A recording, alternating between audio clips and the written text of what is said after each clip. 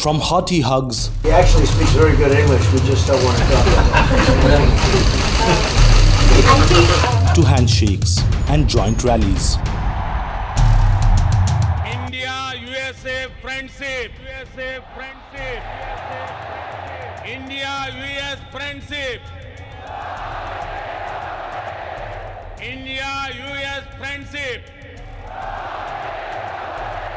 The bonhomie between US President Donald Trump and Prime Minister Narendra Modi has been evident. Critics, however, argue that the warmth and ties between the two leaders has not translated into policy benefits for India. With the US set to go for polls this November, a change of guard is likely. So how will Joe Biden as president be different for India than Trump?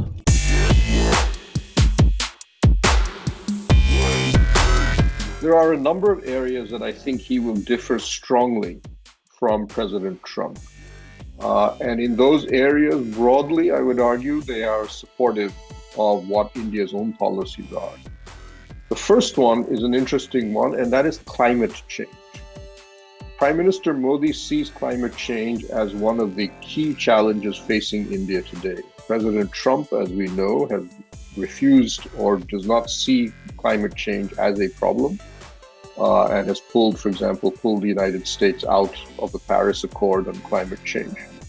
And it is something that Biden has said will be probably one of his most important, if not his most important, multilateral foreign policy issues. And I see that Biden and Modi will get along very strongly on this issue.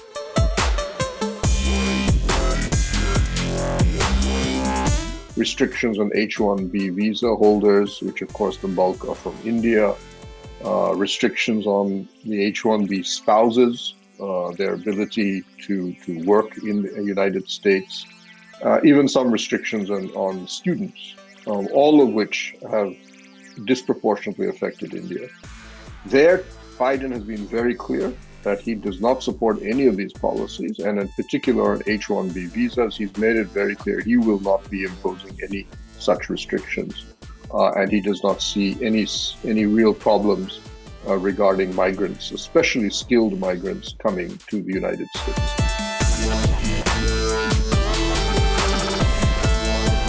The other element that I would argue India will look forward to a Biden presidency, if that were to happen, would be a reinvestment in multilateral agencies. Trump has been very clear, I am an America first man. He does not like the United Nations. He pulled out, as I've mentioned, the Paris Accord on climate. He's even disparaged NATO, which has been the cornerstone of American security, and has also turned against the World Trade Organization, the WTO. On all these areas, India has not been supportive. We have remained a strong supporter of the Paris Accord. We see a weakening of NATO as something that will ultimately be to the advantage of China. While President Trump has unequivocally backed India over the Citizenship Amendment Act and the abrogation of Article 370 in Jammu and Kashmir, Biden's remarks on the issue have struck a jarring note with the Indian establishment. On CAA and NRC, Biden had said, and I quote, "These measures are inconsistent with the country's long tradition of secularism and with sustaining a multi-ethnic and multi-religious democracy." I would not be overly concerned about these statements. Candidates often make promises to fundraisers in particular during a campaign, which are basically disappear after they become president.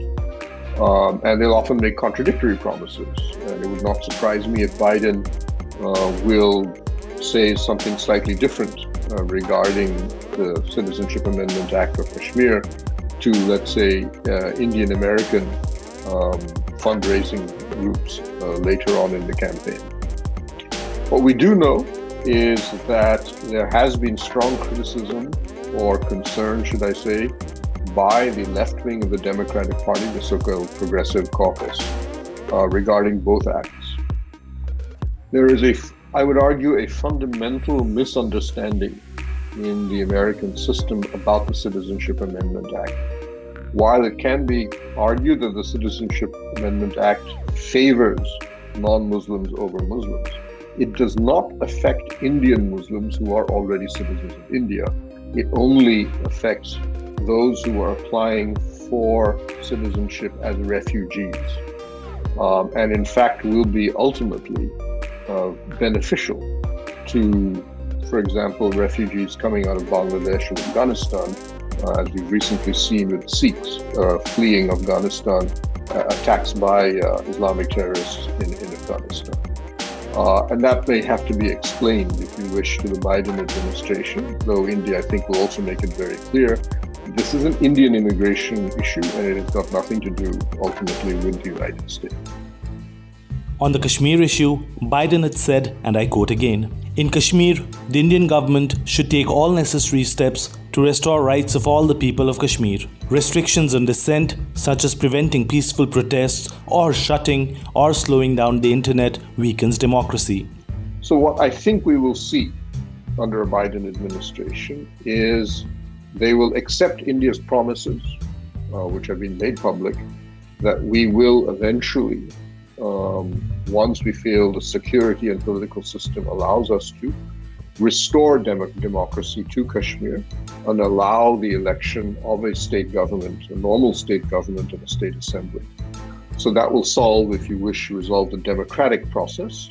And obviously going with that will be eventually the lifting of, for example, the limits on the use of the internet. And already the majority, if I'm correct, 2/3 or 3/4 of the original politicians who were arrested, political leaders, have already been freed. So the focus, therefore, should be on eventually, as India has been doing with the European Union, for example, that yes, we understand that you have problems about the human rights issues, but give us some time and you'll see that these are resolved. And I should point to Tony Blinken, who is expected to be the national security advisor for Biden, gave an interview. And at one point he was asked about India. This is with the Hudson Institute in Washington. And he said, when he was asked about the issues of things like Kashmir and the Citizenship Amendment Act, he says, yes, we have concerns, but India is a vital nation as far as our overall strategic policies are concerned. One of the most significant issues is how a Biden government would deal with China. President Trump has openly backed India in its disputes with the dragon. Would a Biden government do the same?